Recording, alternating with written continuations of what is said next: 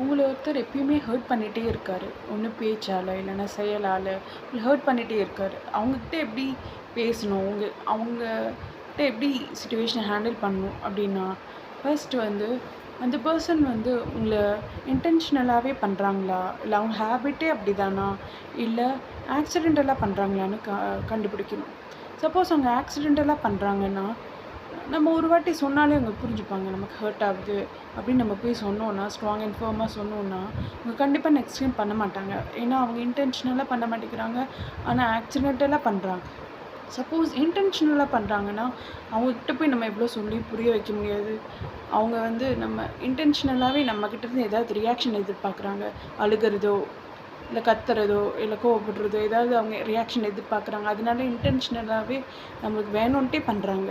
அவங்கக்கிட்ட போய் நம்ம எதுவும் சொல்லி புரிய வைக்க முடியாது. நம்ம அவங்கக்கிட்டேருந்து விலகி போகணும், இல்லைன்னா பேசுகிறத கம்மி பண்ணணும், இல்லைன்னா பேசவே கூடாது. இப்படி எது ஒரு ரியாக்ஷன் கொடுக்காமலே இருந்தோன்னா, அவங்க வந்து இன்டென்ஷனாக பண்ணாலும் நம்ம வந்து ரியாக்ட் பண்ணாமல் இருந்தால், அவங்க கொஞ்சம் கொஞ்சமாக அவங்களே நிறுத்திடுவாங்க.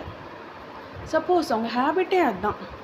அவங்க எல்லார்கிட்டையும் இப்படி தான் பண்ணுறாங்க. எல்லார்கிட்டையும் பேசும்போது, இல்லை இதை செய்யும்போது அவங்க ஹர்ட் பண்ணுறாங்க அப்படின்னா, அவங்கக்கிட்ட வந்து நம்ம சொல்கிறதும் வேஸ்ட்டு தான். அவங்க ஹேபிட்டே அதுதான். அவங்கக்கிட்ட போய் சொல்லி புரிய வைக்க முடியாது. ஒரு வாட்டி சொல்லி பாருங்கள். அவங்க சேஞ்ச் பண்ணுறாங்கன்னு பார்த்துக்கலாம். சேஞ்ச் பண்ணலைன்னா விட்டுடுங்க. இக்னோர் பண்ணிவிடுங்க அவங்கள.